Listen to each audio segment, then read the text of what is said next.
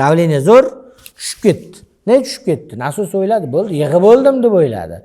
U elita xonadondan kechki payt soat 10da 5tasi ishlab qolishi mumkin. 6tasi ishlatib qolishi mumkin. Shunda narigi 5 tonnali nasos chistotniy bilan ishlaganda o'zini kuchini kamaytirib 5 tonnani 1 tonna qilib bera oladi. Lekin 7,5-4 kilovatli nasos, 20 tonnali bo'lgan nasos o'zini kuchini qancha kamaytirganda u 5 tonna bera oladi.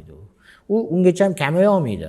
Bu xuddi misol anaqadan aytish mumkin, agar meni bo'yim 162 bo'lsa, men qancha harakat qilsam ham, masalan, mana shu stol tagiga siqsam, bo'yingiz kim bo'yi baland bu yerda? 185 mi? Masalan, bular qancha harakat qilsalar ham uni tagiga sig'maydi, misol uchun-da. Chistotniy nasos ham bu chistotniy bor degani bo'ldi endi, chatki degani emas.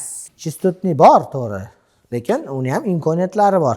U ham nasosning kuchini 50% gacha, 30% gacha kamaytira oladi. Unaqa 3 baravarga kamaytira olmaydi u. 24 tonnali 4,5-7,5 kilovatli nasosning kuchini u nasos u chistotniy 50% ga kamaytirsa 12 tonnaga olib tushadi. Endi u vashshe anaqa qila olmaydi. Yo'q joydan anaqa qo'ya olmaydi. Chunki uni nasosning kirishi katta. Kirilchatka aylanadigan kirilchatkasining razmeri katta. Agar moslagisi kelsa, kirishini kichkinalashtirib, kirilchatkalarni kesib moslashtirib chiqish kerak. Faqat shu yo'li bor. Yoki kichkinaroq nasos qo'yish kerak. Mana shu taksirovniya, shundan ehtiyot bo'linglar.